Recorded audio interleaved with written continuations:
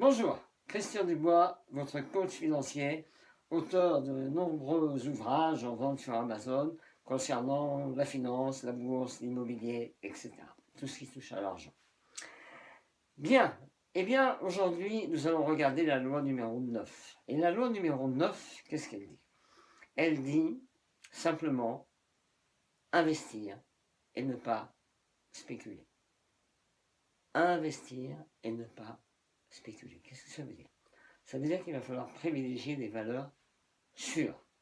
Et quelles sont les valeurs sûres? Eh bien, la valeur refuge évidente que tout le monde connaît, c'est l'immobilier. Alors permettez-moi de vous rappeler quelques chiffres. Afin de ne pas me tromper, je vais prendre une petite feuille sur laquelle j'ai pris des notes. Donc l'immobilier, de 1970 à 1980, a fait une moyenne de 13% par an. Alors que l'inflation, elle, était à 8,9%. Donc 13%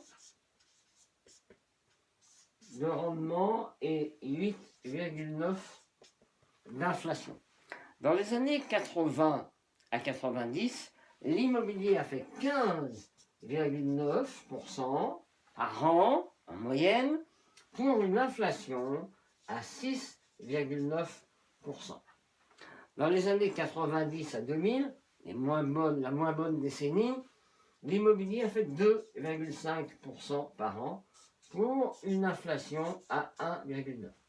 En réalité, qu'est-ce qui s'est passé? À cette époque, la majorité du parc immobilier était détenu par les zinzins. Les zinzins, ce n'est pas les tarés, hein. C'est les investisseurs institutionnels, les banques et les compagnies d'assurance. Et comme ça faisait 20 ans que l'immobilier augmentait, eh bien, ces institutionnels ont voulu réaliser leur plus-value. Et pour réaliser les plus-values, il n'y a qu'une seule solution, c'est de vendre des biens. Donc, vente massive, baisse de l'immobilier. Est-ce que ça peut se reproduire? Non.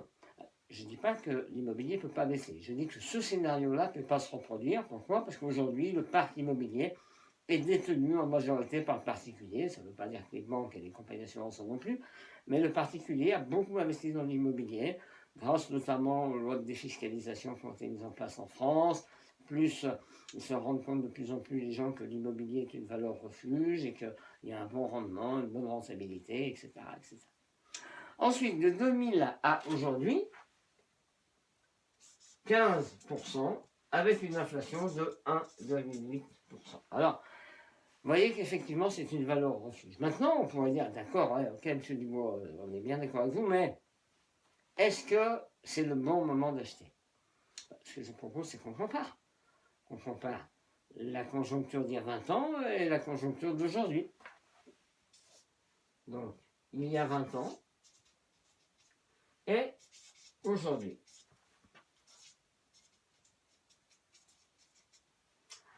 Alors, il y a 20 ans.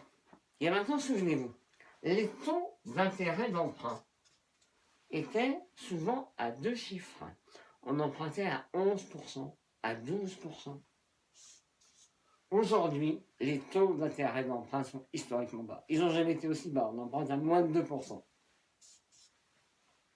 Les avantages fiscaux, si des gens veulent investir dans le neuf, par exemple, les avantages fiscaux, ils démarraient. Aujourd'hui, au moment où je tourne cette vidéo, c'est la loi Pinel, et donc cette loi Pinel, elle peut, vous pouvez bénéficier d'une subvention de l'État sous forme de réduction d'impôt qui peut aller jusqu'à 21%. Donc vous voyez que c'est énorme, hein, c'est plus d'un cinquième qui est pris en charge par l'État. Et enfin, les montages financiers, il y a 20 ans, il fallait mettre un apport. Montage financier, là, on peut le faire avec ou sans apport.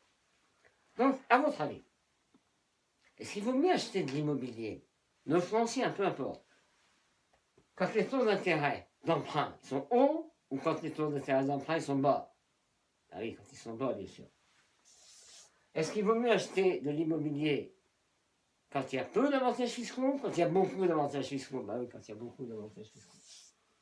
Est-ce qu'il vaut mieux acheter de l'immobilier quand On est obligé de mettre un apport ou quand on a le choix? Ah oui, quand on a le choix.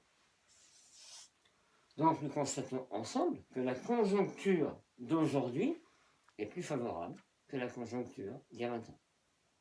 Pourtant, est-ce que vous connaissez des gens qui ont acheté de l'immobilier il y a 20 ans, en respectant les règles que je vous ai données tout à l'heure au niveau de l'emplacement? Des gens qui ont acheté de l'immobilier il y a 20 ans et qui perdent de l'argent aujourd'hui? Non. Pourtant, la conjoncture était moins favorable. Ça laisse sous-entendre que les gens qui vont acheter de l'immobilier aujourd'hui où la conjoncture est plus favorable, eh bien ils auront de meilleurs résultats. Donc si vous vous posez la question, oui, c'est le moment d'acheter. Ah, n'oubliez pas, cliquez sur le lien ci-dessous et j'ai pour vous un cadeau, les 17 lois du succès financier.